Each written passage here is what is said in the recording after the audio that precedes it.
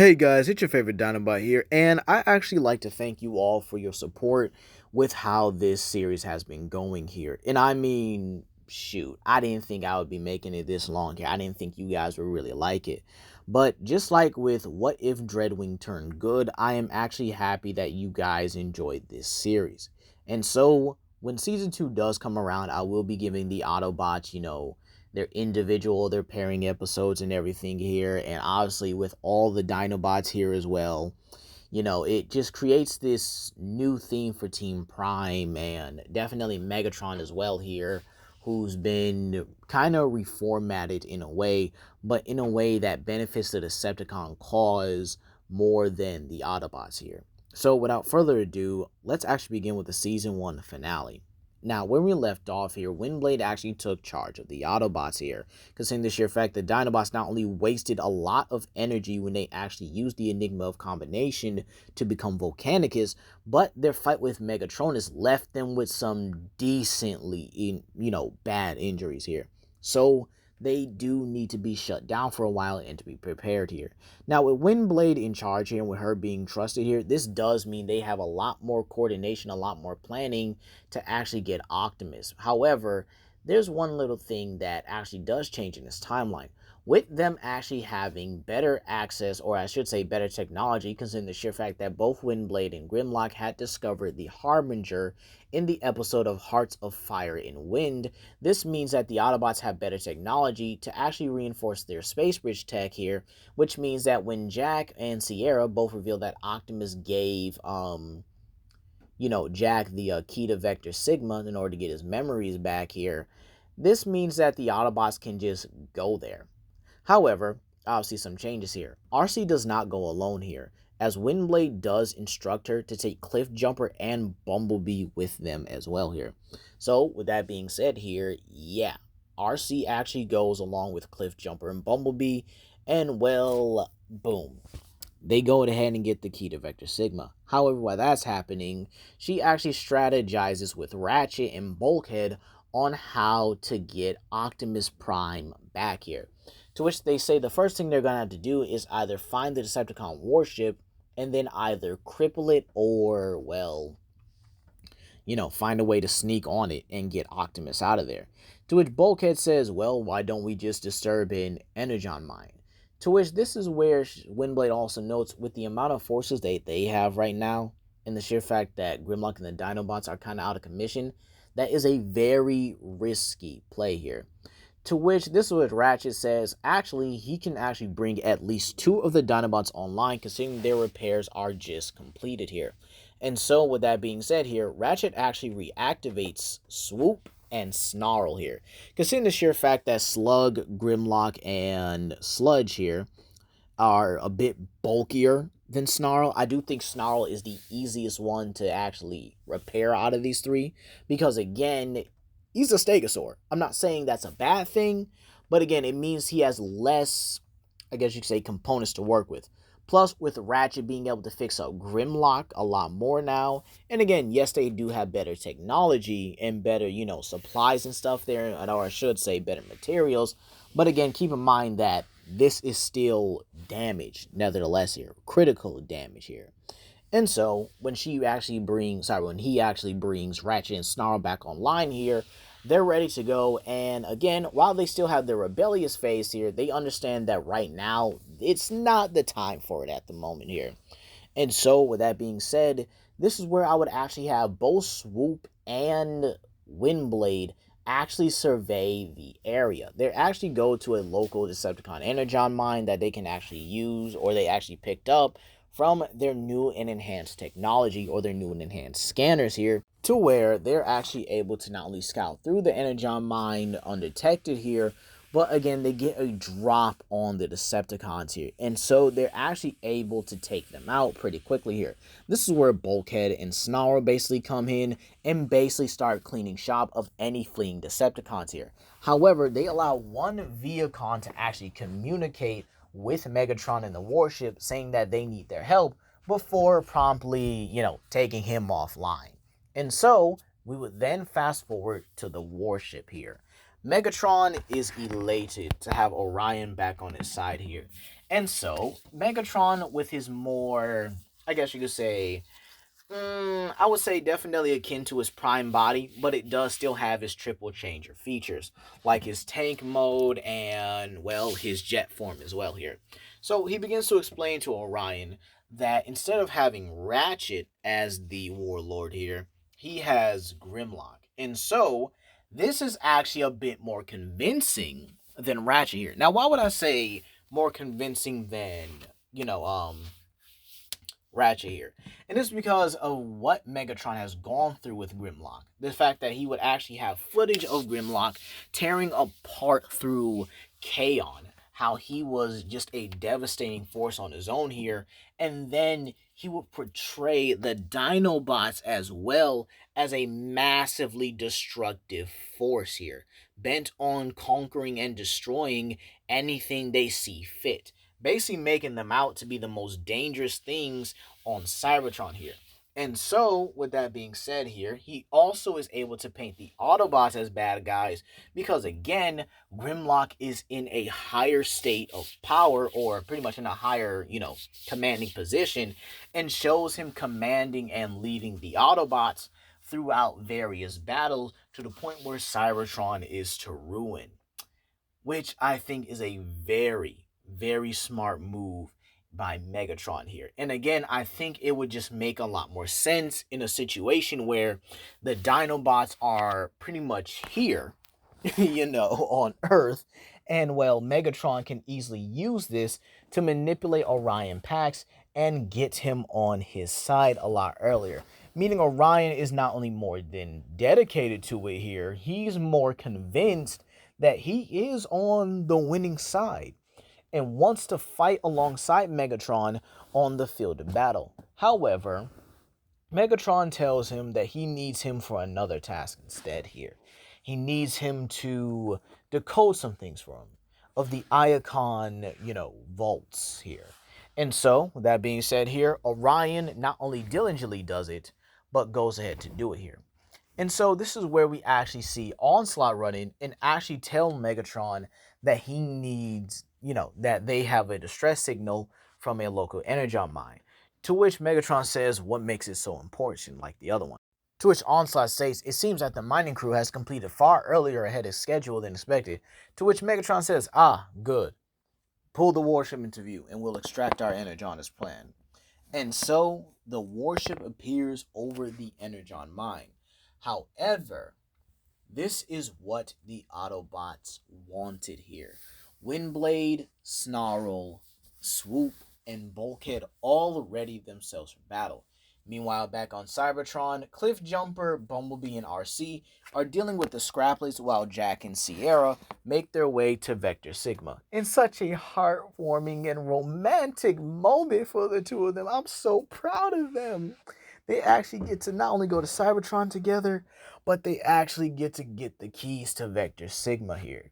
And so, here's the thing. When the warship is pulled into view here, we then have Swoop simply transform into his pterodactyl form, speed right towards the warship, and bombs the rear of it. It bombs the thrusters of the warship here. Realizing it's a trap here, Megatron orders Soundwave to get the ship out of here. However, it's too late. Windblade also joins Swoop in the sky here, and together they begin to attack the thrusters of the Decepticon warship, bringing it down in a decisive move here.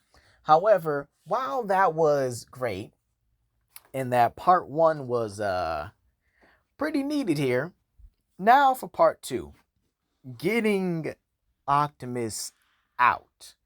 To which this is where Snarl says, we didn't think this through, did we? And this is where Bulkhead says, nope, we got through step one, but we didn't even get step two planned out here. To which Windblade says, look, right now, just follow the plan. We get Optimus out of there, we hold him hostage, or well, we kind of just restrain him for a bit here, and then we give him back his memories. Got it? To which the other says, all right, got it here. And so, with that being said here, they all prepare themselves to enter the Decepticon warship. However, they are met by a barrage of different fire powers here. The Combaticons and the Decepticon drones all take fire, along with Knockout and Breakdown here. Starscream, Thundercracker, and Dreadwing all take to the skies immediately, while Megatron helps Orion out and tells him to flee, along with Soundwave here. And so, seeing that they really have very little ways to get around this here, the Autobots have no other choice but to push through. However, with Megatron there and the Combaticons, to which he tells them to combine into Bruticus, this situation becomes a lot worse here. To which, after seeing this here, Snarl and Swoop both engage Bruticus, while Windblade is actually dealing with Thundercracker, Starscream, and Dreadwing on her own here. Using the sheer fact that Dreadwing is the slower of the group here, she tries to pick him off, but again, Thundercracker's sonic attacks just have her, a bit more cornered. Then Starscream being there just adds to her difficulty, but she is still agile enough to evade and, well, get through it at the end of the day here. Meanwhile, Swoop and Snarl are going against Bruticus here. Snarl is actually able to trip him momentarily with his tail, and then Swoop begins to bombard him. However, Bruticus uses his rotator shield to not only bat away Swoop, but then uses a sonic pain wave at point blank range to knock back Snarl here. The Autobots are on the back foot here, with Bulkhead getting cornered by both Knockout and Breakdown's efforts, and they pretty much defeat him. I won't say effortlessly, because again, this is still Bulkhead here. But they still get it done nevertheless, while Megatron is simply laughing at the fact that the Autobots are just simply done for. There is no hope for them anymore. And so, this is where a space bridge actually opens. And well, this is where we actually see RC and Bumblebee drive after Soundwave and Orion here, while Cliffjumper actually begins to assist Bulkhead in getting him off getting Knockout and Breakdown off of him here. So, basically, Autobots do make a small comeback here. However, the problem is still there, Bruticus. And then, this is where Megatron decides himself that he's going to join the battle here. Meanwhile, back with RC and Bumblebee, while Soundwave and Orion do have a head start, Orion is still a truck at the end of the day, and it's a motorcycle and a sports car. Let's be real here. They're catching up probably like in, let's say, 10 or 15 minutes here. And so, with that being said here, Soundwave tells Orion, or at least communicates to Orion in likely Megatron's voice, to keep going. And so he decides to turn around and begins firing at both Bumblebee and RC here. So with that being said here, with RC having to protect Jack and Sierra, she decides to just keep driving ahead, while Bumblebee actually speeds up, actually utilizes a very conveniently placed rock here in the shape of a ramp. Who would have ever guessed that, right? Just to drive up, and then he simply grabs Soundwave in a moment to, I guess you could say, pretty similar to Transformers 2007. Like how Optimus grabbed Megatron, except Bumblebee utilizes the speed, just, jumps up, transforms, and grabs Soundwave here. He then pilots Soundwave right into the ground, causing him to transform. And the two of them now have no other choice but to start scrapping. And well, let's be kind of real here. Soundwave was pretty overpowered here. And while I do think Bumblebee does get a shot in and does crack his visor, I do not think at the end of the day he is beating Soundwave at this point here. However, this buys RC a lot of time here, and Bumblebee puts up the best fight he can here. He dodges his tendrils and even shoots at Soundwave, causing him to dodge and causing him to use Laserbeak here. To which Bumblebee now has to fight in essentially a 2-on-1 type of situation here. To which he does manage to get the task done and does manage to outmaneuver Laserbeak, shoot him down, but it leaves him vulnerable to Soundwave's tendrils, which one wraps around him and the other one electrocutes him, taking him out of the fight itself here. So now, what about RC here? RC manages to catch up to Orion here and begs him to stop. They have all the answers he needs. However, Orion is not having it, being convinced that they work for Grimlock. And she says, well, technically speaking, they work for him. And so Orion, being confused here, does stop and transform to hear them out here. To which this is where he gets his memories back here, as this is a perfect opening for Jack and Sierra, or basically Jack himself here, to give Optimus or give Orion all of his memories back here. And so, with that being said here, he thanks them all for everything here.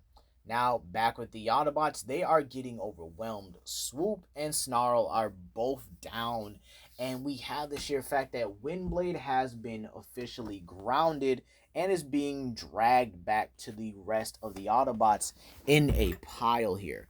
And so, with that being said here, as Megatron is about to execute him, he actually hears a horn behind him. And so, in kind of a reminiscence to their Darkness Rising or One Shall Fall fight here, right? They Optimus runs his truck form into the back of Megatron, knocking him back here, and then transforms and begins to just wreck house here. However, the Combaticons are still there, and they combine into Bruticus here. So Optimus, teaming up with Snarl and Swoop here, actually begins to push back Bruticus here. However, it's not enough here. And he tells Ratchet that they need a way to bring down Bruticus right now. To which Ratchet says he's sending in reinforcements. And this is where the final space bridge opens. And it's Grimlock, Slug, and Sludge. And Grimlock tells his Dinobots to combine. And much to Megatron and every Decepticon's horror, the Dinobots are now in a much more stabilized Volcanicus form. And so, we have a match that I think everyone would love just as much as Predaking versus Volcanicus. Bruticus versus Volcanicus here. And so, the match starts off here. Volcanicus takes the chance and actually slugs Bruticus at such a fast and astonishing speed for a combiner that it catches him off guard. Bruticus hits back and tries to follow up with a flamethrower. However, considering the sheer fact that the Dinobots are way more durable in a basic form than any Cybertronian, even simple combiner components here, I think they're more durable enough to withstand some fire. Come on now. And so they actually not only overpower it here, but they simply grab that hand and crush it. This doesn't kill the Vortex arm here, but it's enough to get the point across, if you will, here. And so this is where Grimlock actually takes out his own weapon, and that is the Volcanicus sword, or, my apologies, the Magma Blade, I meant to say here. And, well, he actually begins to dismantle Bruticus here. However, he dismantles him in such a way here that they are at least able to decombine or deconstruct here and actually retreat here. And so the Autobots actually have won here, with Megatron actually contacting Soundwave for a full retreat here. And so, with that being said, yeah, they have Optimus back in one of the most well-coordinated plans they could ever think of here. And so, with that being said here, what do they do with the wreckage? Well, they dig in. They sure do. I definitely think that they go through the Decepticon rubble here of the Nemesis warship here. Meanwhile, Megatron is just miles away from it here. And he's angry. He's frustrated here. He lost all of that in one plan. One single play. He lost it. And so, not only does he vow to avenge this loss like never before here, he says that as soon as the Autobots leave, they'll be making themselves a whole entire base. And this time, they'll be much more heavily fortified. And so, with that being said here, Megatron vows to become better, become stronger, and to become tougher here. And so, that is what we're going to leave it all here today, you guys. Please comment down below, like, and subscribe, and share with your friends. Did you guys like the fact that we're still keeping Volcanicus in this run here? Do you guys like the fact that the Autobots actually decided to cripple the warship first and get Optimus out of there, rather than just having it by luck and chance here? But hey, that's going to be all today, you guys. Please comment down below, like, and subscribe, and share with your friends. This is Legendary Grimlock, and I hope you guys have a blessed day. Peace.